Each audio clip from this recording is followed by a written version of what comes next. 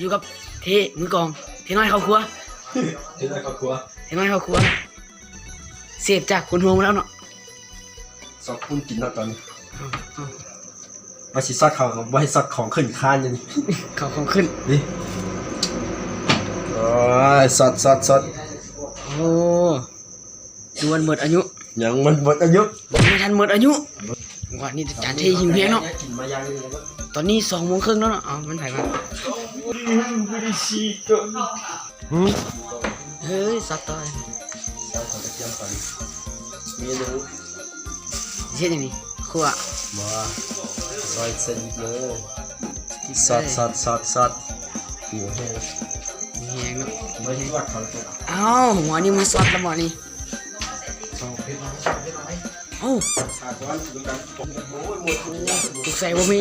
สงสัยสิบ่มีแต่มือกองคนเดียวเนาะ ซอสกระเทียมซอส มากันซอสหิวข้าวอาจารย์ เนาะ โอ้ยากอย่างนี้ อยากเข้า เฮ้ยมันแม่นบ่ใส่หมู นี่ปิ้งหมู ยากดิเนาะยากหยังโอ้ย บอกเลยกินข้าวแรงนะ โอ้ดีกินข้าวแรง มาสิอดลดหุ่นนะโอ้โหมันคือละฮะกระเพาะปั้น กระเพาะมัน ก็บอกขึ้นสมองใหญ่จัง มาเราจะว่าจานเทกำลังครัวเนาะ ได้เป็นยังไง กำลังซอยหมู หมู ตามมาเจอก็เดี๋ยวแม่ก็บอก นมชีนักเชนมันต้องอยากเข้าเลย คนหิวแฮง นี่กูโทรหามาแล้ว ซอสทีมงาน ปลากระป๋องโลซาโยปลากระป๋องโลซาไม่ได้ซื้อไปหน้าไปซื้อปลากระป๋องแล้วมันดีบางใดปลากระป๋องมันดีบางใดเขาบ่ต้องดังไฟเปิดฝากินโลด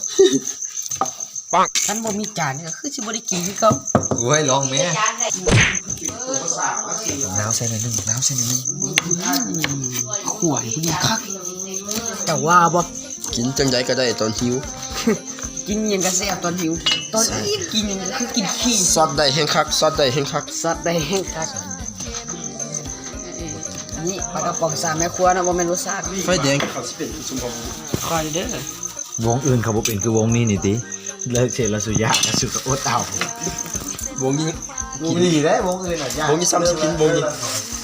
ซ้ำที่ซัด วงนี้ซ้ำสิซอส มีซ้ำที่ซัด สู้ชีวิตน้ำกันนี่แหละ คือสิด้วยกันนี่เนาะน้ำมันน้ำเนี่ยก็ซัดเพิ่น